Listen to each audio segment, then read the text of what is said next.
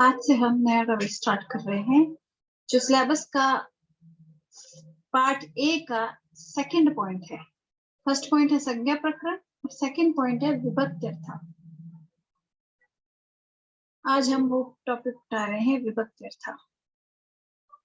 अभी विभक्ति अर्थ के अंदर हम क्या सम्मिलित करेंगे या क्या डालेंगे, तो उसमें सीधा सीधा है कि कारक प्रकरण जो कहा जाता है लघु सिद्धांत कौमुदी का, वो वाला पोर्शन विभक्ति अर्थों के अंदर आएगा। क्यों? क्योंकि विभक्तियों के अर्थ वही है जो कारक है, इस वजह से कारक विभक्ति अर्थ में काउंट होते हैं और ये टॉपिक हमारा कारक प्रकरण भी कहलाएगा। ठीक है, अभी सबसे पहली बात, कारक होता क्या है। व्याकरण के अंदर जब हम कोई सेंटेंस बनाते हैं ना, तो सेंटेंस में किसने क्या किया है, किसको क्या किया है, यानी कर्ता, क्रिया और कर्म इत्यादि जो चीजें होती है, इनके बीच में जो संबंध दर्शाता है एक दूसरे से, रिलेशन जैसे कि भाई किसने कौन सा काम किया गया है, किसने उसको किया है और कैसे किया गया है, वो तो जो डिटेल होती है उसमें से जो इन दोनों के बीच में कनेक्टिंग वर्ड्स होते हैं। हिंदी में देखा जाए तो जैसे राम ने रावण को मारा, ठीक है, तो इसमें राम कर्ता है, रावण कर्म है और मारा ये एक क्रिया है। ठीक है, लेकिन यहाँ पर ने और को ये दोनों नहीं हो तो हम ये पता कैसे लगा पाएंगे कि इनमें से कर्ता कौन है और कर्म कौन है, यानी कि मर कौन रहा है और मारने वाला कौन है। ये कैसे पता चलेगा? ये पता लगाने के लिए जो ये वर्ड्स होते हैं, ये छोटे छोटे ने, को, इन सभी को हम कारक बोलते हैं या इन्हीं को हम विभक्ति बोलते हैं।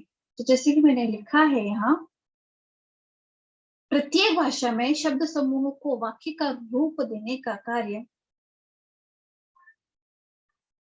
कुछ विशेष शब्दांश करते हैं, लाइक ने, जैसे उदाहरणार्थ इसमें लिखा है ने, को, लिए, का, में इत्यादि। ये हिंदी भाषा के कुछ शब्द हैं। यूं देखा जाए तो इंग्लिश में क्या होता है भाई, जितनी भी हेल्पिंग वर्ड्स होती है वो सब ये काम करती है। ठीक है, जैसे कि ही इज सिटिंग, वो बैठा है, उस तरह से। तो ये हेल्पिंग वर्ब वगैरह जो, और हाँ, उनकी जो डिग्री होती है वो, मतलब ये पास्ट टेंस और होते हैं ना, रीड, रेड, ये सब कुछ, तो वो तो उनकी क्रिया का काम है और उनकी क्रिया की वो है अलग अलग पोजीशंस।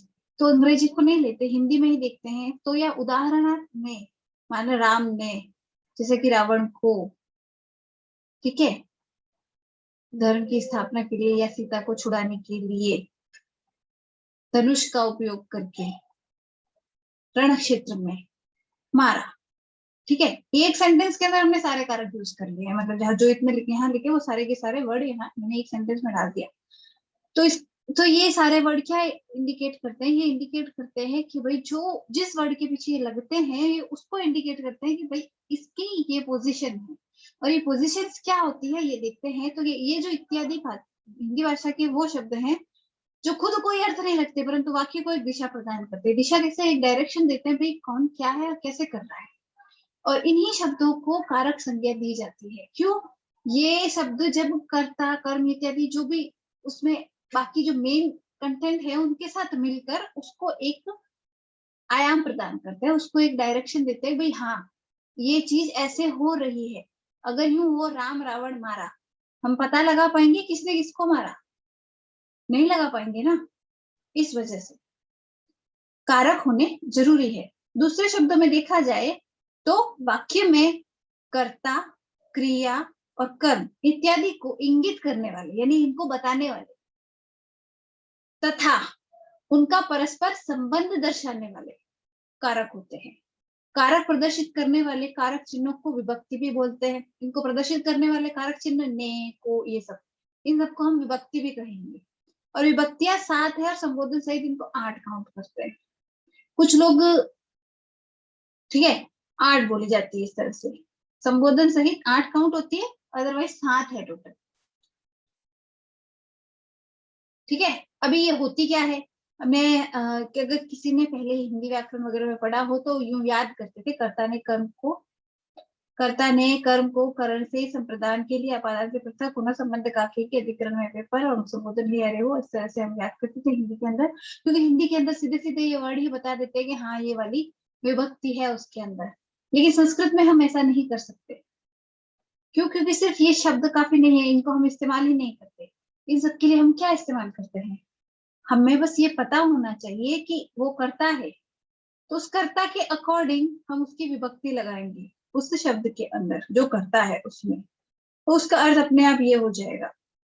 इसके अलावा और भी बहुत सारे नियम होते हैं, सिर्फ यही नहीं, इसके अलावा और भी बहुत सारे नियम होते हैं जिन्हें हम इस प्रकरण के अंतर्गत पढ़ेंगे कि क्या क्या होने पर या क्या क्या सिचुएशन होने पर कौन कौन सी विभक्ति का उपयोग करेंगे। ठीक है, ये इंपॉर्टेंट क्यों है? अनुवाद, अनुवाद इस प्रकरण को पढ़े बिना हम कभी नहीं कर सकते,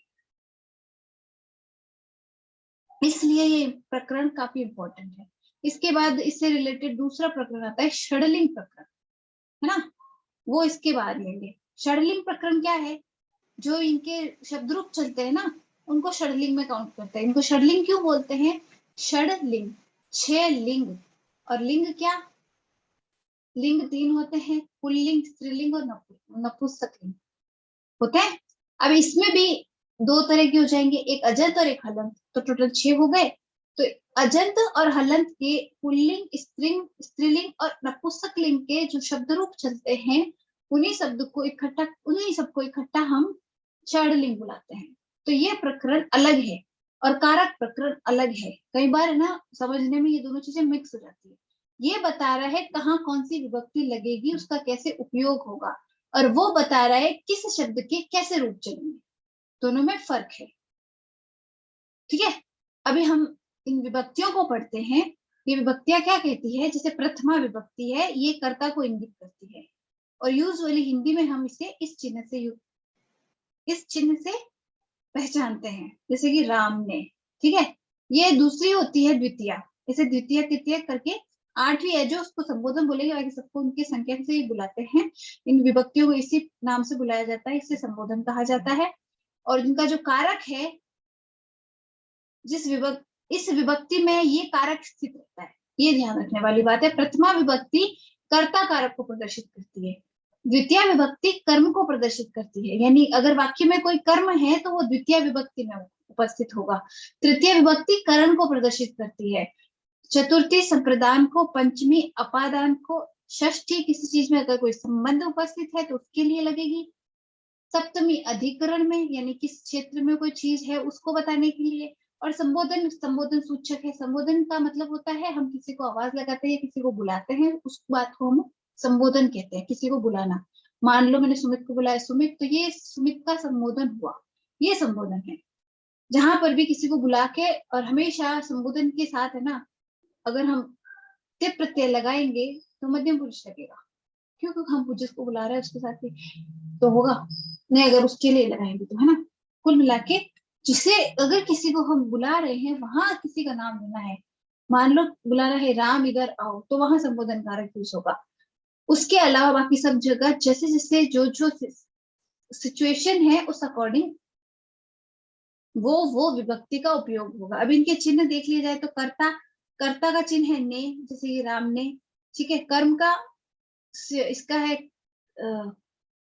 चिन्ह है को, जैसे कि पेंसिल को पकड़ा या रावण को मारा, इस तरह से। ठीक है, करण इसका होता है से या द्वारा, यानी करण का मतलब होता है वो चीज जिसके द्वारा काम किया जा रहा है ना। कारण होता है जो काम का, लेकिन एक वस्तु है वो, इस वजह से उसका नाम करण है। तो करण से द्वारा, संप्रदान के लिए जिसके लिए चीज की जाए, अपादान ये फिर से है लेकिन पृथक होने के अर्थ में है। फिर संबंध किसी भी चीज से, जैसे कि मेरी पेंसिल है तो, या फिर राम की पुस्तक, तो ये की पुस्तक का राम से संबंध है, और इस संबंध को दर्शाने के लिए वहां हम संबंध कारक का उपयोग कर रहे हैं। अधिकरण किसी क्षेत्र में, यानी जो जिस एरिया या जिस पोजीशन के अंदर ये सब हमारी जो क्रिया हो रही है उसको इंगित करता है अधिकरण।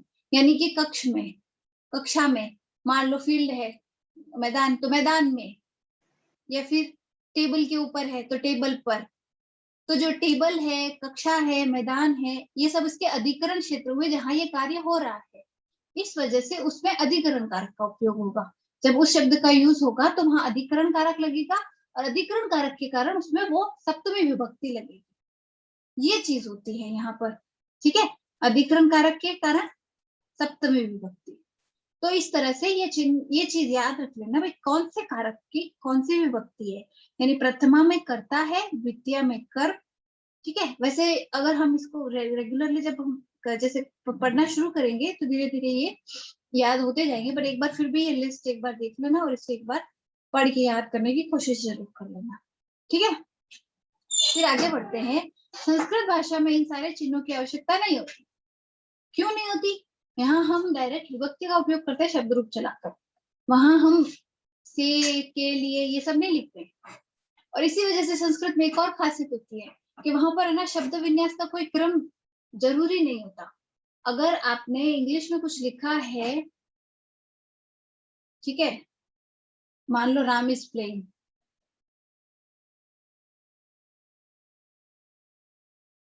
क्या आप इसकी जगह यहाँ से यहाँ से यहाँ बदल सकते हो? नहीं बदल सकते। क्यों? क्योंकि अगर जगह बदली तो अर्थ बदल जाएगा, क्योंकि ये जो हेल्पिंग वर्ब है इसलिए इसके साथ इसके पीछे ही लगनी जरूरी है, और हमेशा जो क्रिया है वो पीछे ही लगनी जरूरी है। और उसी तरह से अभी इसको हिंदी में लिखेंगे तो राम खेलता है,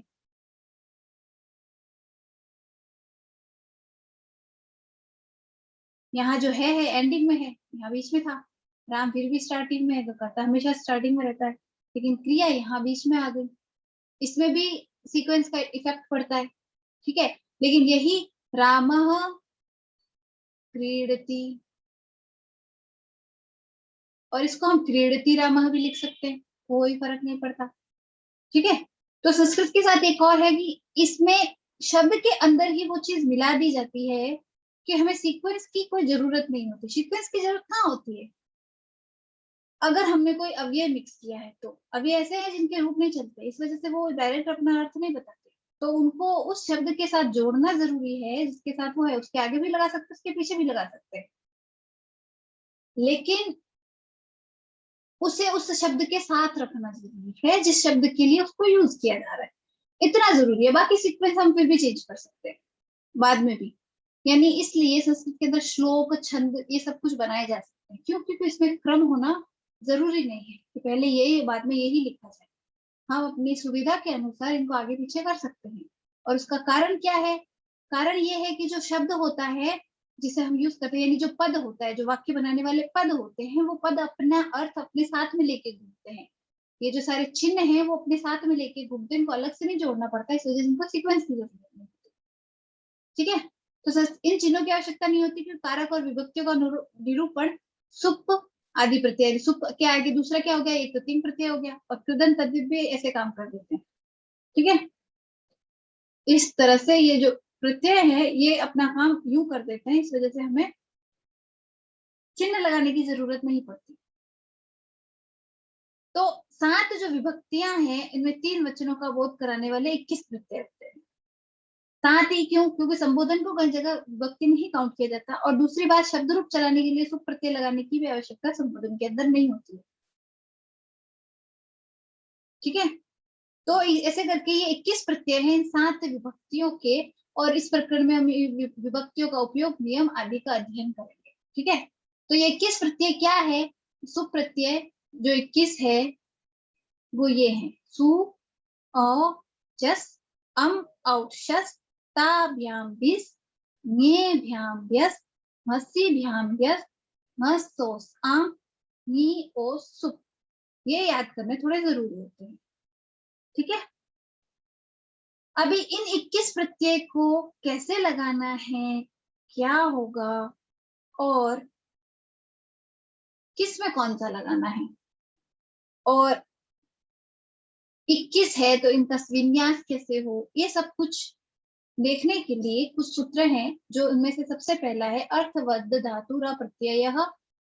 अर्थवद धातु र प्रत्यय प्रातिपदिकम, ये सूत्र हम पहले एक बार पढ़ चुके हैं। ये प्रातिपदिक संज्ञा करने का सूत्र बोल रहा है, और ये कह रहा है कि अर्थयुक्त शब्द जो धातु और प्रत्यय नहीं हो, अर्थवत। अभी हम इनके टुकड़े कर सकते हैं, थोड़ी बहुत संधि की भी प्रैक्टिस हो जाएगी। अधातु,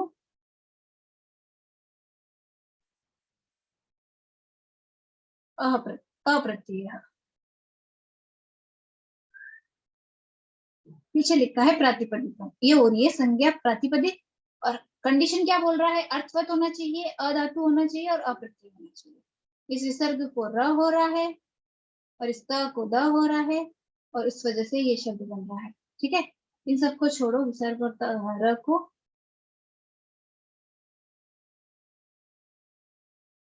खास है अर्थवत, इसका अर्थ क्या है, अर्थवत। इस सूत्र का अर्थ यह है कि अर्थवत हो, अधातु हो और अप्रत्यय हो, यानी जिसमें प्रत्यय नहीं लगा हुआ होना चाहिए, वो एक धातु का नहीं, एक धातु नहीं होनी चाहिए, डायरेक्ट धातु नहीं होनी चाहिए। ठीक है, और अर्थयुक्त नहीं होनी चाहिए, तो वो क्या है, तो वो प्रातिपदिक है। ठीक है, ये प्रातिपदिक संज्ञा करी। एक और सूत्र है जो इसके अलावा और शब्दों की प्रातिपदिक संज्ञा करता है, कृत तद्धित समासाश्च। ये बोल रहा है कृदंत, तद्धितांत और समासी शब्दों को भी पूर्ववत प्रातिपदिक संज्ञा होती है। पूर्ववत का मतलब इसके बाद में ये पढ़ा गया, इस वजह से इसकी जैसे की जैसे ये हो गया। अभी कृदंत, कृदंत होते हैं जिनके पीछे कृत प्रत्यय लगते हैं, वही कृत और अंत, त को त होके कृदंत हो गया। वही तद्धित और अंत, तद्धितांत। तद्धित पूरा होता है, अंत इस वजह से यहाँ दीर्घ हो रही है ना, यहाँ सिर्फ एक व्यंजन संधि हो रही है। और समासित सब, ये संध्या हो गई। तो ये समास जो जिसका हो रखा हो, जो तद्धित लगा हुआ हो, जो कृत प्रत्यय लगा हुआ हो, उनकी भी प्रातिपदिक संज्ञा होती है। ठीक है, अभी प्रातिपदिक संज्ञा क्यों कर रहे हैं, प्रातिपदिक संज्ञा करने का जो रीजन है वो इस अगले सूत्र के अंदर पता चलता है। अगला सूत्र क्या कह रहा है, ज्ञात प्रातिपदिकात। अभी इसके टुकड़े करें तो य दोनों मिक्स हैं, इसके टुकड़े करेंगे तो ये य और ये। ठीक है, फिर आप यहाँ इसको देखिए, ये यण हो रखा है आदेश, और इस यण का मतलब है कि यहाँ मूल शब्द क्या रहा होगा, यहाँ मूल शब्द रहा नी। और नी इस शब्द से हम 3 प्रत्ययों को लेते हैं, और फिर पीछे है आप। तो इसके टुकड़े अच्छी तरह से करें अगर हम, तो यहाँ है एक तो नी, इसमें यहाँ नहीं होता,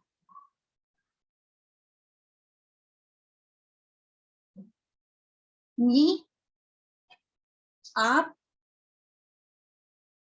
और प्रातिपदिका।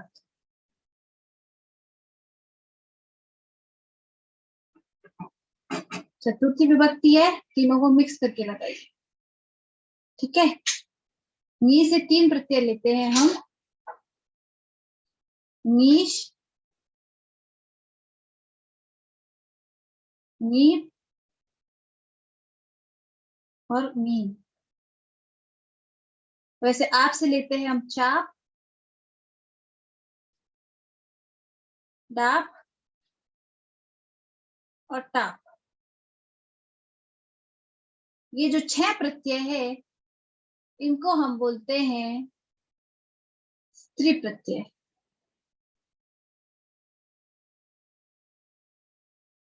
और हमें स्त्री प्रत्यय क्यों बोलते हैं, इन्हें स्त्री प्रत्यय इसलिए कहा जाता है क्योंकि अगर जिसके पीछे ये लग जाए वो पुल्लिंग का कोई शब्द होता है ना, उसको स्त्रीलिंग में बदलता है।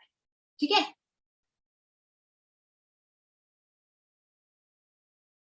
तो ये सूत्र के अंदर जो 3 चीजें काउंट हुई है, वो 3 चीजें क्या है, नी प्रत्यय लगे हुए स्त्रीलिंग शब्द, आप प्रत्यय लगे हुए स्त्रीलिंग शब्द। और इनको नी और आप क्यों बोला है, भाई इन तीनों में कॉमन क्या है, आप, और इन तीनों में कॉमन क्या है, नी। इस वजह से इनके नाम रख दिए नी और आप, जब सूत्र में लिखते हैं तो शॉर्ट में लिखने के लिए। ठीक है, यहाँ शॉर्टनेस खूब होती है, शॉर्टनेस कैसे हो रही है ये पता लगाना जरूरी है, चीजें अपने आप समझ में आने लगी।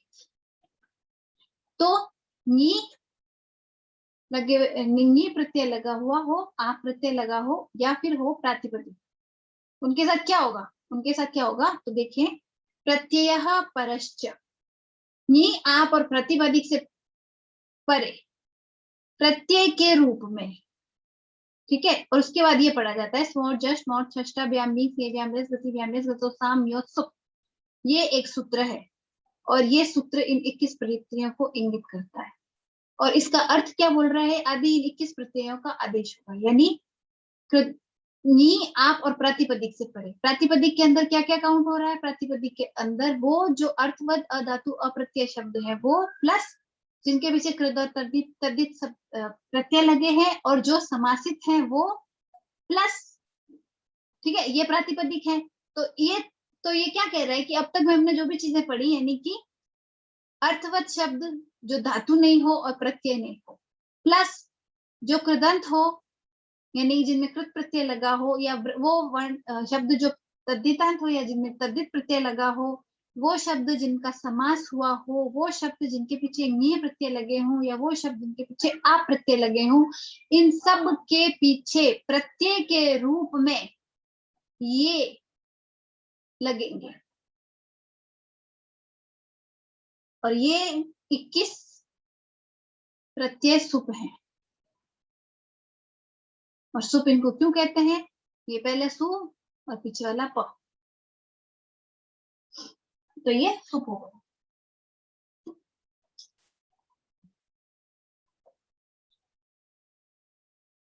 इस सूत्र के अंदर कितनी संधियां हैं,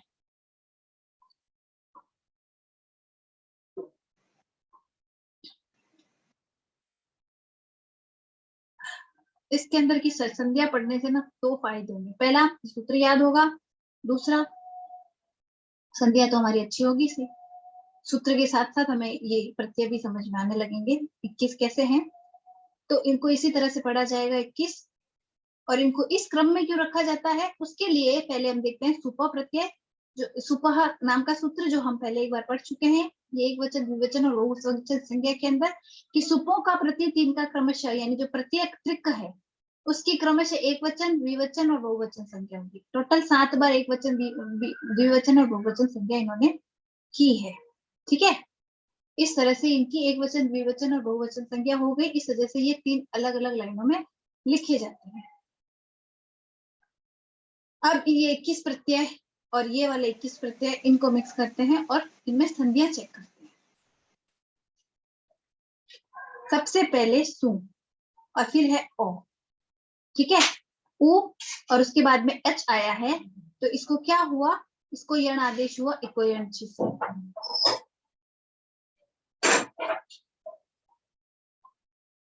ठीक है, पहला सूत्र यहाँ लगा इको यण से। तो सु के उ को व आदेश होने के कारण ये स रह गया आधा, फिर व, ठीक है। अब व आधा था, ये व आदेश होगा वो ऐसा होगा, उसके अंदर ये औ मिलेगा, तो ये क्या हो जाएगा, वो स्व, ठीक है। इसके बाद में सीधा ये है जस, ठीक है, ज स में हलंत है, लेकिन अगला क्या है अ, तो ये इसमें मिक्स होके स पूरा हो जाएगा, फिर म आएगा।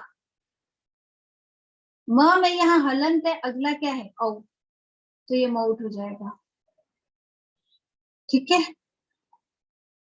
अब टा पीछे है और ये श है, ऐसा कुछ हो तो क्या होता है, छ आदेश होता है, छोटी से होता है, छोटी से श को छ हो रहा है। यहाँ हमारा दूसरा सूत्र लग रहा है,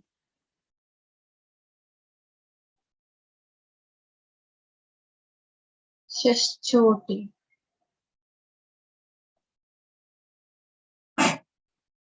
ठीक है। फिर छ मऊ छ, और फिर ये स है, इसके पीछे त है,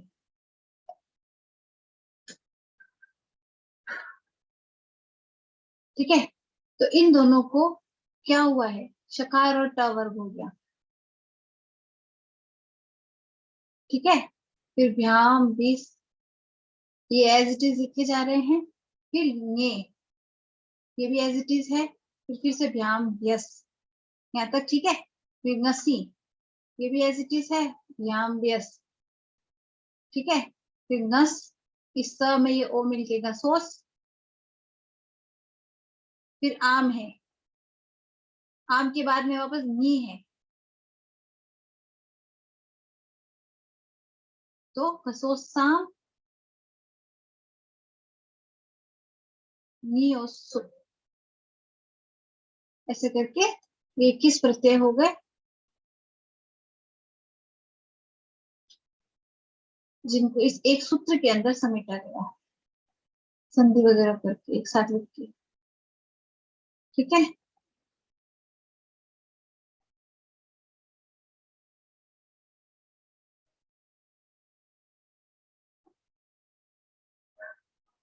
तो ये थे।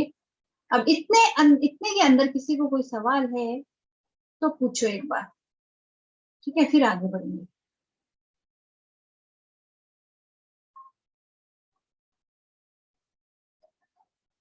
कारक क्या होता है, ये चीज तो समझ में आ गई ना।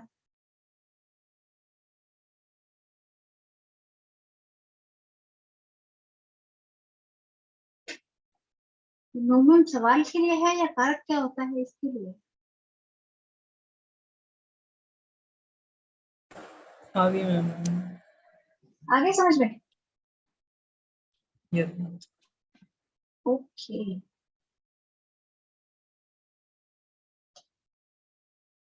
तो इस तरह से ये कारक है, और अब इन सब के बाद में हम ना सीधा सीधा वो स्टार्ट करेंगे। कारक के जो खुद के होते हैं ना, विभक्तियों के सूत्र। विभक्तियों में कैसे सूत्र होते हैं? सूत्र होंगे जो सीधा सीधा बोलेंगे कि कर्ता कारक की ये डेफिनेशन है, सबसे पहले वो सूत्र आएगा, और उसके बाद में ये इस सिचुएशन में, इस सिचुएशन में, इस सिचुएशन में कर्ता कारक की स्थिति होगी, और प्रथम अविभक्ति लगेगी। वैसे तो वैसे कर्म कारक का आएगा भाई, ये कर्म, इसकी कर्म संज्ञा होती है, और द्वितीय विभक्ति के लिए ऐसी ऐसी सिचुएशन में द्वितीय लगेगी, इस सिचुएशन में द्वितीय लगेगी। जैसे कि मान लो अगर कोई अंग विकृति है, तो जहां पर भी अंग विकृति होगी वहां चतुर्थी विभक्ति लगेगी। इस तरह के सूत्र आते हैं, ठीक है।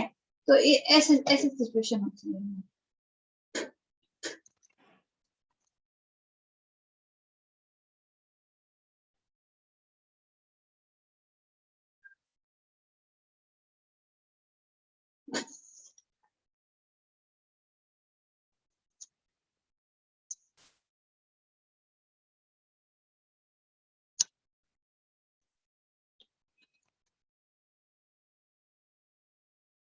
तो ये सिचुएशन है। इसके अलावा अगर हम देखें,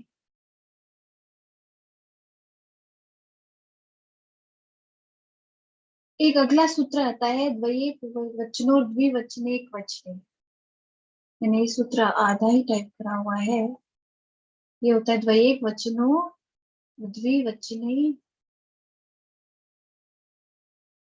एक वचने। ये बोल रहा है द्विवचन और एक वचन की, दो और एक, अगर कोई चीज संख्या में दो हो और एक हो तो उनकी क्रमशः द्विवचन और बहुवचन और एक सॉरी और एक वचन संख्या होगी, ठीक है।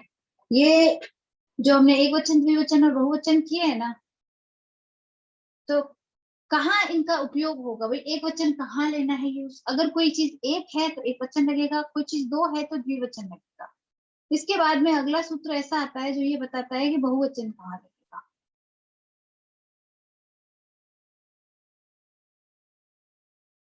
तो इस तरह से ये सूत्र हमें बताते रहते हैं।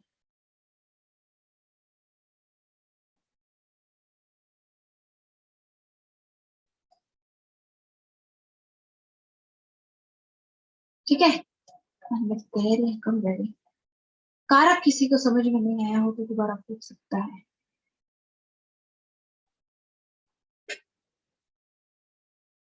कोई सवाल नहीं?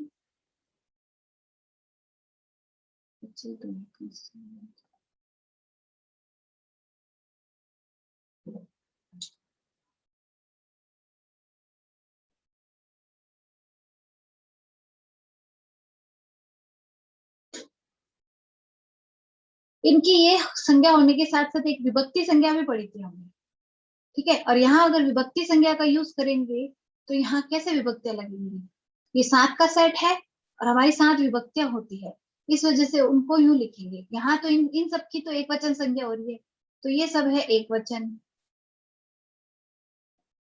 ठीक है। ये सारे हैं द्विवचन और ये सारे हैं बहुवचन। उसके बाद जो इन सब की इस तरह से है, तो यहाँ भाई ये प्रथमा विभक्ति है।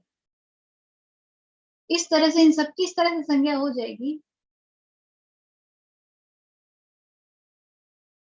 कि हम यूं बोल सकते हैं कि भाई मान लो जैसे कि ये प्रथमा है, पहले लिख देती हूँ। प्रथमा है, प्रथमा में कौन कौन से आ रहे हैं, सु, औ, औ और चस। फिर है द्वितीया जिसमें आ रहे हैं अम, औ, शस। फिर तृतीया जिसमें आते हैं त्राता, भ्याम, भिस। फिर चतुर्थी जिसमें ङे, भ्याम, व्यस। फिर पंचमी है जिसमें घसी, भ्याम, व्यस। फिर षष्ठी है जिसमें है घस, ओस, आम। और सप्तमी है जिसमें है नी, ओ, सुप, ठीक है। और अगर हम कभी भी यूं उठाए, मान लो चतुर्थी विभक्ति द्विवचन क्या है, तो सीधा सीधा आ जाएगा भ्याम, ठीक है। नदी है तो नदी भ्याम, राम है तो राम भ्याम। वैसे षष्ठी विभक्ति बहुवचन तो भाई आम, जैसे रामाणाम, रामस्य, राम्य, रामाणाम, इस तरह से ये,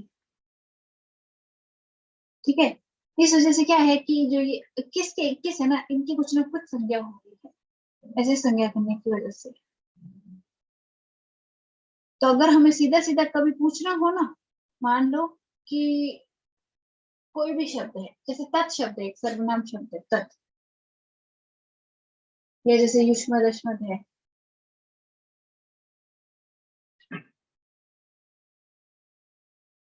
इदम है, ठीक है। इन शब्दों के अंदर जैसे युष्मद और अस्मद की तो एक ही काल के चलते हैं, तत् और इदम दोनों के ना नपुंसकलिंग, पुल्लिंग, स्त्रीलिंग तीनों चलते हैं, इसके भी तीनों तीनों लिंगों में चलते हैं। तो इनके जब शब्द रूप चलते हैं, तो हमें अगर कहीं पता लगाना है कि भाई कि किसी भी जगह पर ये विभक्ति लगी है, तो हम सबसे पहले देखते हैं उनकी संख्या क्या है, ठीक है। उनकी संख्या है, एक है तो एक वचन, दो है तो द्विवचन, और से ज्यादा है तो बहुवचन।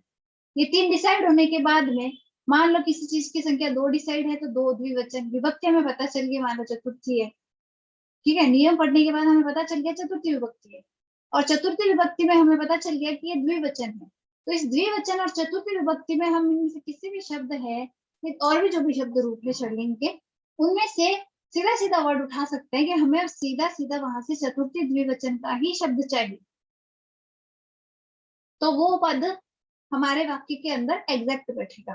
तो इस तरह, इस वजह से ये सारे जो संज्ञा की जाती है, इससे क्या होता है कि जो 21 के 21 हैं, उन सबकी एक फिक्स जगह है जो हमें पता चल जाती है कि इस जगह यही आएगा। और जब हम व्यक्ति के नियम पढ़ते हैं तो हमें पता चल जाता है, संख्या हमें सीधी प्रदर्शित हो जाती है, उसकी संख्या प्रदर्शित होने के बाद, विभक्ति लगने के बाद हमें सीधा उस शब्द का रूप ही चलाना पड़ता है, ठीक है। और उसमें फिर क्रिया पता लगाने के लिए तो प्रथम पुरुष, मध्यम पुरुष, उत्तम पुरुष और एक वचन, द्विवचन, इनके अकॉर्डिंग लग जाती है वो भी। इस तरह से हम सेंटेंस इजीली बना पाते हैं अनुवाद के अंदर।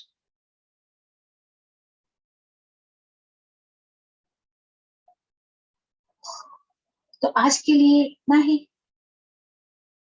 आज की क्लास यही खत्म करते हैं। कल हम कर्ता कारक और कर्म कारक इन दो को लेते हुए कुछ एग्जांपल्स भी करेंगे इन दोनों के, कि कर्ता कारक कैसे होता है, कहाँ कहाँ होता है, और कर्म कारक कहाँ कहाँ और कैसे होता है, ठीक है। आज की क्लास इतनी है, तो गुड नाइट।